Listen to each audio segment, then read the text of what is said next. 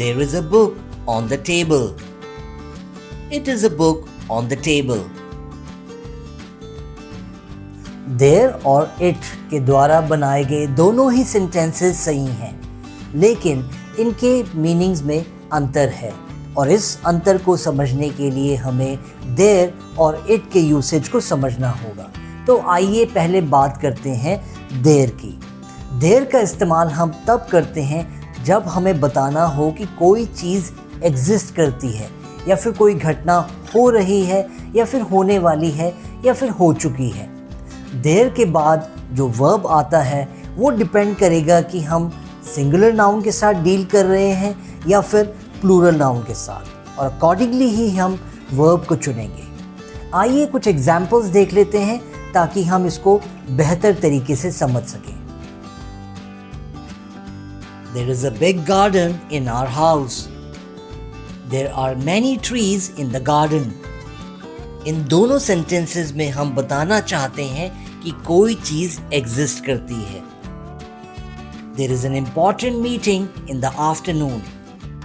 There are several people waiting outside the room. इन दोनों sentences में focus घटना पर है, यानी कोई इवेंट हो रहा है। देयर के साथ नेगेटिव सेंटेंसेस बनाने के लिए हमें 3 पैटर्न्स को समझना होगा। पहले काउंटेबल नाउन्स के साथ, जहाँ पर हमें 2 सेंटेंस पैटर्न्स को फॉलो करना होता है। देयर इजंट ए और एन प्लस सिंगुलर नाउन, या फिर there aren't any plus plural nouns. अगर अनकाउंटेबल नाउन्स के साथ हमें नेगेटिव बनाना हो तो सेंटेंस पैटर्न होगा there isn't any plus uncountable noun. आइए कुछ एग्जाम्पल्स देख लेते हैं। There isn't a cafe in our locality. There aren't any cafes in our locality. There isn't any sugar in the jar. There isn't any milk in the fridge. अगर negative sentences में हमें negatives पर emphasis देना हो या stress देना हो तो हमें 2 सेंटेंस पैटर्न्स को फॉलो करना होगा। पहला, there is no plus uncountable noun, और there are no plus plural nouns. आइए कुछ एग्जाम्पल्स देख लेते हैं। There are no cafes in our locality. There are no libraries in the city. There are no students in the class. There is no sugar in the jar. There is no milk in the fridge. There is no joy in playing alone. There के साथ questions बनाने के 2 तरीके हैं। पहला, is there plus a singular noun या फिर uncountable noun. Are there plus plural nouns. आइए कुछ एग्जाम्पल्स देख लेते हैं। Is there an important meeting in the afternoon? Are there any people inside the room? Is there any sugar in the jar? Is there any milk in the fridge? Is there any joy in playing alone?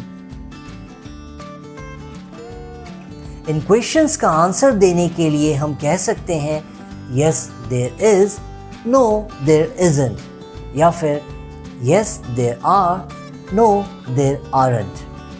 आइए examples देख लेते हैं। Is there an important meeting in the afternoon? Yes, there is. Are there any people inside the room? No, there aren't. Is there any sugar in the jar? Yes, there is. Is there any joy in playing alone? No, there isn't. आइए अब बात कर लेते हैं there और it के बीच के difference की।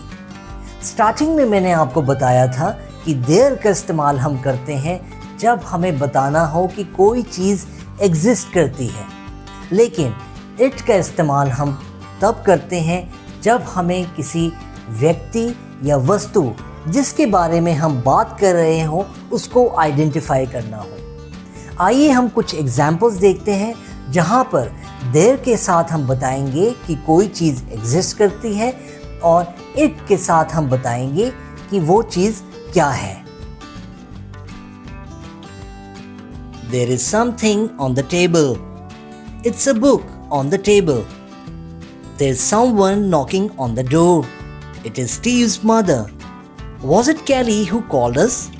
Yes, it was. देयर वाले सेंटेंसेस में हम बताना चाहते हैं कि कोई चीज़ एग्जिस्ट करती है और इट से हम बताना चाहते हैं कि वो चीज़ क्या है। आई होप अब आपको देयर और इट को इस्तेमाल करने में कोई परेशानी नहीं होगी।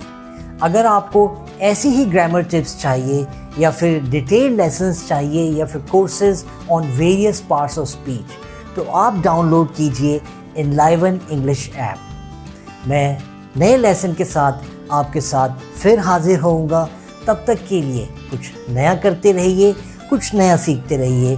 धन्यवाद।